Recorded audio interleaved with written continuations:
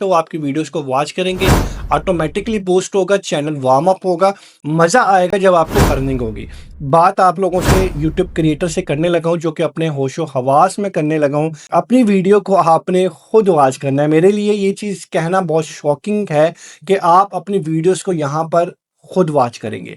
और ये चीज़ यहाँ पे काफ़ी कमेंट्स आएंगे कि सर आप तो कहते हैं कि भाई अपनी वीडियोस को वॉच नहीं करना चाहिए, यूट्यूब पकड़ लेता है। कुछ ऐसे चैनल होते हैं जिनको पुश करने की ज़रूरत होती है, अदरवाइज़ वो नहीं चलते। बिस्मिल्लाहिर्रहमानिर्रहीम, अस्सलाम वालेकुम। आज हम बड़े मज़ेदार टॉपिक पे बात करने जा रहे हैं, चैनल वार्म अप के ऊपर। बेसिकली चैनल वार्म अप जो है वो क्यों करने की ज़रूरत पड़ती है, वार्म अप होता क्या है, प्रॉपर वार्म अप का तरीका क्या होता है, किन किन वजह से आप अपने चैनल को वार्म अप करने पे मजबूर होते हो, और वार्म अप सेफ है या नहीं सेफ। अगर आपका चैनल चल नहीं रहा, मोनेटाइजेशन में इशू आ रहा है, व्यूज़ का इशू आ रहा है, आपका चैनल रिपीट हुआ है, डिसेबल था, मोनेटाइजेशन हो गई है, अब आपका चैनल नहीं चल रहा, या फिर आपने यूट्यूब के ऊपर काफ़ी टाइम से काम करना स्किप किया हुआ था और अब आप काम करना चाहते हैं और काम कर रहे हैं, तो आपके पास व्यूज़ नहीं आ रहे। इस कंडीशन में भी आपको चैनल वार्म अप करने की ज़रूरत पड़ती है। सबसे पहले मैं आपको बताता हूँ, बेसिकली वार्म अप का जो होता है ना, ये कुछ इस तरीके से होता है कि सिर्फ किन लोगों को ज़रूरत पड़ती है।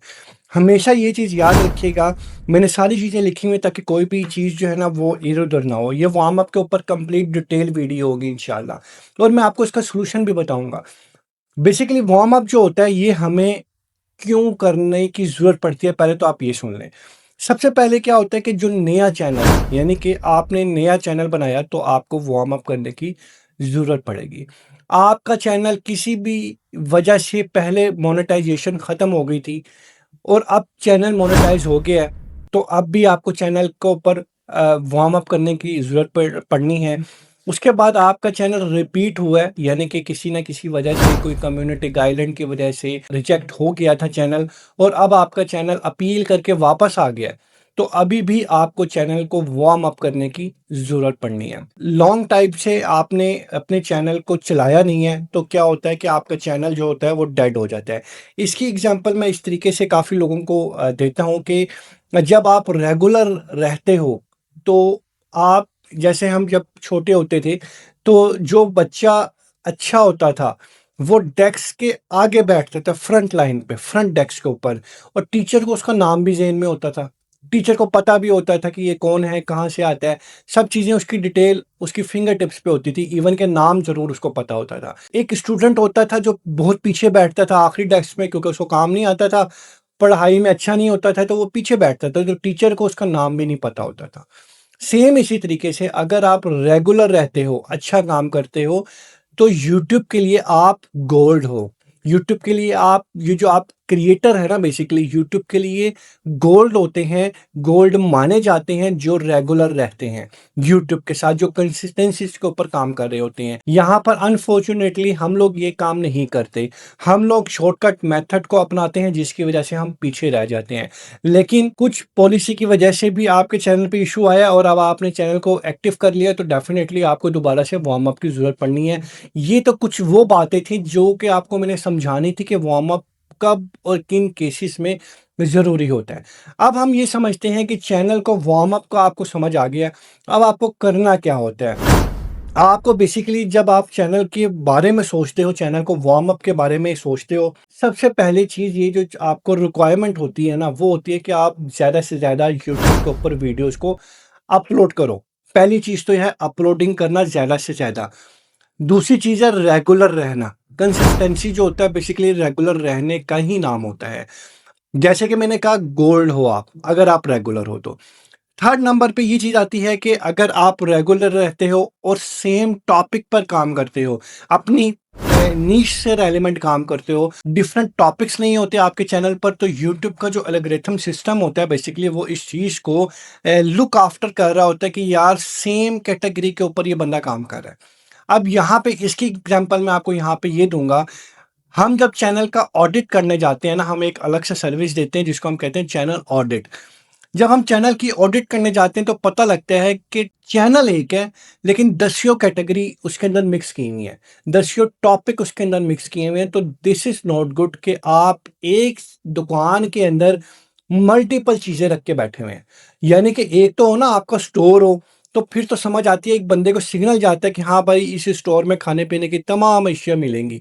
लेकिन आपने हर वैरायटी रखी है, आपके चैनल के अंदर हर किस्म की चीज़ें अपलोड हो रही हैं, कुकिंग की अपलोड हो रही है, मेहंदी अपलोड हो रही है, व्लॉग आप लोग अपलोड कर रहे हैं, कुछ दिनों में टेक की वीडियोस अपलोड कर रहे होते हैं, कोई बंदा मार्केट गया तो उसके रिव्यूज़ दे रहा हो, तो भाई रिव्यूज़ के चैनल अलग होते हैं, मार्केट्स की चीज़ें अलग चल रही होती हैं, सिलसिला अलग होता है, हर कैटेगरी अलग अलग होती है।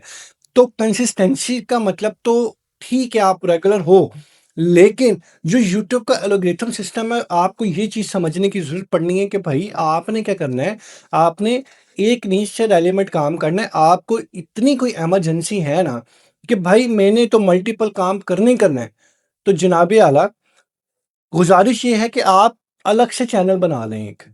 आप एक ही बंदे के ऊपर उसके ऊपर जो है ना लोड ना डालें, आप चैनल को भरें ना, आप हार्ड वर्क ना करें, आप स्मार्ट वर्क करें। आप 2-3 मल्टीपल चैनल बना लें, आपके लिए बेनिफिट हो जाएगा। उसके बाद आपने वीडियोज़ अपलोड कर दी, कंसिस्टेंसी होगी, रेगुलर हो गए हैं आप, नीश आपके सामने आ गई है, समझ आ गई है जी। अब आप कोशिश करें जो वीडियोज़ आप पब्लिक करते हैं, उनके लिंक्स शेयर करें। ज़्यादा से ज़्यादा लिंक्स को शेयर करें। अपनी नीश या टॉपिक जिसको हम कहते हैं या आइडियाज़ जिसको हम कहते हैं, उससे रेलेवेंट आप शेयरिंग करें। जब आप उससे रेलेवेंट उस कैटेगरी से रेलेवेंट पर्सन को टारगेट करेंगे, तो वो आपकी वीडियोज़ को वॉच करेंगे, ऑटोमेटिकली बूस्ट होगा, चैनल वार्म अप होगा, मज़ा आएगा जब आपको अर्निंग होगी। तो लिहाजा लिंक शेयरिंग जो है वो ज़रूरी है। एड्स अपने वीडियोज़ के ऊपर चलवाएँ, ज़्यादा से ज़्यादा प्रमोशन करें, ये ज़्यादा आपके लिए बेस्ट हो जाएगा। उसके बाद जो भी जहाँ पे भी जैसा भी यूट्यूबर मिलता है, कोलैबोरेशन करें। कोलैबोरेशन करने से भी आपका चैनल क्या होता है, वो रनिंग में आता है और बूस्ट होता है और चैनल वार्म अप होता है। इसका बेनिफिट आपको इनडायरेक्टली अगर मैं समझाऊँ तो मैं पैसों को लेते हुए कर रहा हूँ कि आपकी अर्निंग डबल ट्रिपल हो जाती है। अब हम कुछ प्लानिंग की बात कर लेते हैं कि आपने अगर ये चीज़ें आपको समझ आ गई, अब आप कहते हैं जी बताइए जी हमें हम कैसे काम करें? अब आपने करना क्या है? अब आपने शेड्यूल बना लेना है। अब आपने अपने आप को ना स्केड्यूल पे रख लेना है कि भई आपने डे 1 पे क्या काम करना है। अब मैंने कुछ चीज़ें लिखी हैं, मैं आपको यहाँ पे बताता हूँ। डे 1 पे आपने पहले 1 वीक का अपना काम करना है, 1 हफ्ते का काम करना है। डेली बेसिस पे आप एक वीडियो अपलोड करेंगे। ये अपने लिए या अपने से कमिटमेंट कर लें कि आपने अब डेली बेसिस पे वीडियो को एक कम से कम 24 घंटे में एक वीडियो को आपने पब्लिक करना है। नॉर्मल लेंथ हो, जरूरी नहीं है कि आप शॉर्ट वीडियोस अपलोड कर रहे हो। नॉर्मल लेंथ हो, 3 से 5 मिनट की एक वीडियो आप अपलोड कर सकते हैं। प्रॉपर तरीके से टाइटल, प्रॉपर तरीके से डिस्क्रिप्शन, अच्छा थंबनेल, ये 3 चीज़ें आपने ज़रूर ऐड करनी है। टैग्स, कीवर्ड्स वगैरह तो हैं ही हैं, लेकिन ये 3 चीज़ें बहुत इंपॉर्टेंट हैं मेरी नज़र में जो कि आपने ऐड करनी है।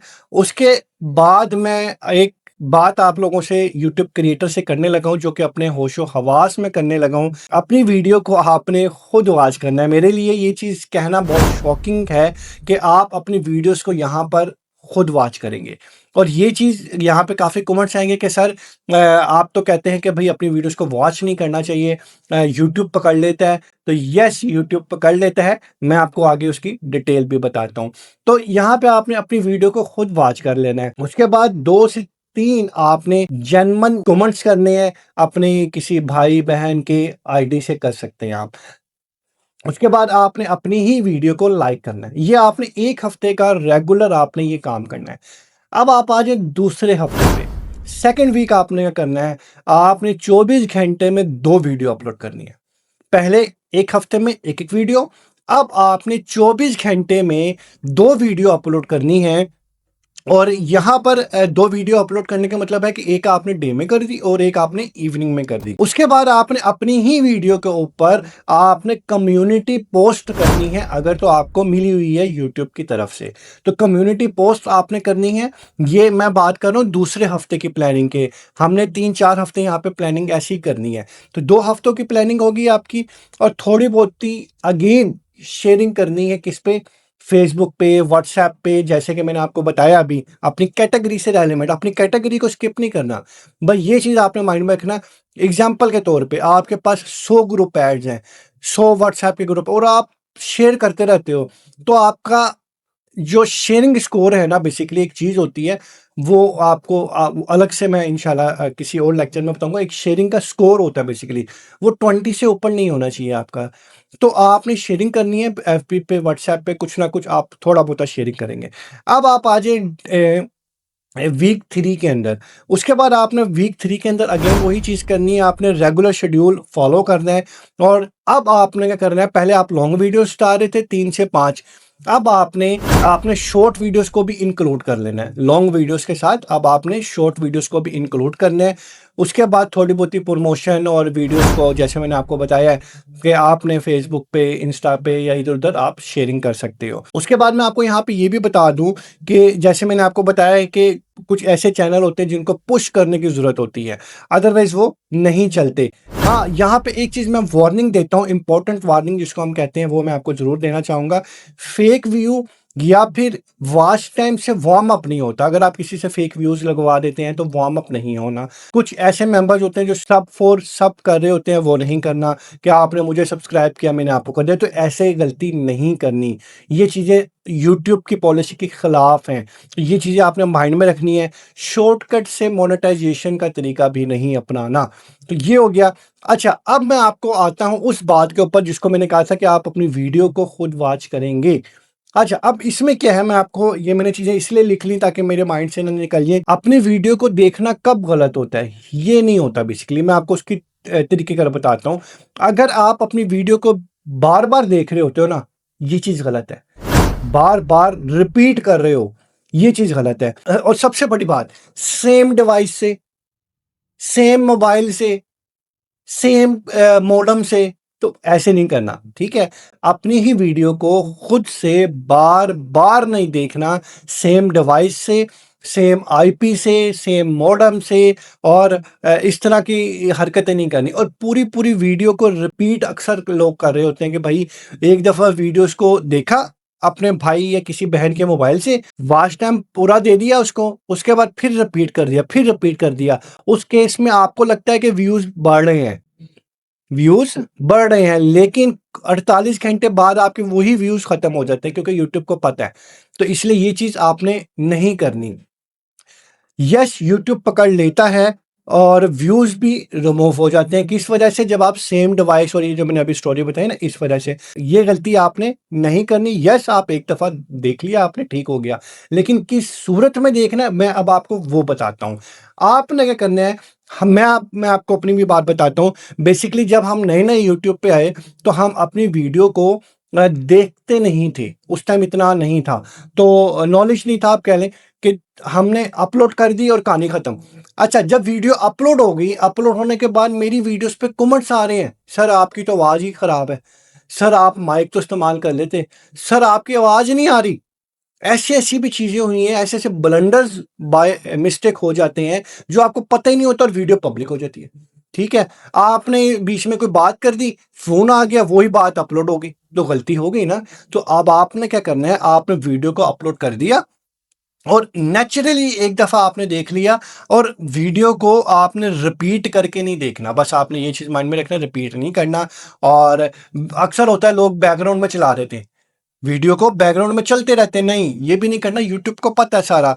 और ये भी कुछ लोग करते हैं, स्पीड इंक्रीज़ या डिक्रीज़ कर देते हैं कि 4 मिनट की वीडियो है, तो 8 मिनट की वीडियो को स्पीड डिक्रीज़ करते हैं, तो वो 8 मिनट की हो जाती है वीडियो, और लगता है कि वॉच टाइम बढ़ गया है, जबकि ऐसा नहीं होता। ठीक है? ये चीज़ें सारी पुरानी हो चुकी हैं। तो लिहाज़ा अपनी वीडियो को आप प्राइवेट रखें या फिर अनलिस्टेड रखें। अब मैं आपको बताता हूँ क्यों देखना है। वीडियो को प्राइवेट रखें या अनलिस्टेड रखें, और रखने के बाद आपने करना है, एक दफ़ा अपनी वीडियो को पूरा वॉच कर लेना है कि कहीं कोई गलती तो नहीं है। जैसे हम लोगों ने गलतियाँ की, मैं चाहता हूँ आप लोग गलती ना करें। तो ये चीज़ आपने नोट करनी है कि भाई कोई गलती तो नहीं है आपके चैनल के अंदर। तो इसलिए मैंने आपको कहा कि आपने वीडियो को पूरा वॉच करना है अपनी। इस तरह क्या होगा कि आपका वॉच टाइम भी पूरा होगा, आपके व्यूज़ काउंट भी होंगे, ठीक है? तो ये चीज़ आपने माइंड में रखना है। और आई होप कि चैनल वार्म अप का जो तरीक़ेकार है वो आपको समझ आ गया होगा, जो मैंने 1 महीने की आपको प्लानिंग बताई है ना, इसको आपने फॉलो करना है। कोई चीज़ नहीं समझ आती, इस वीडियो के नीचे कमेंट्स करें, हम कोशिश करेंगे उस टॉपिक पर आपके लिए आपके नाम के साथ आपका क्वेश्चन और हम उस बारे में बताएँगे, इंटरेक्ट आपका भी काम हो जाएगा। Thank you.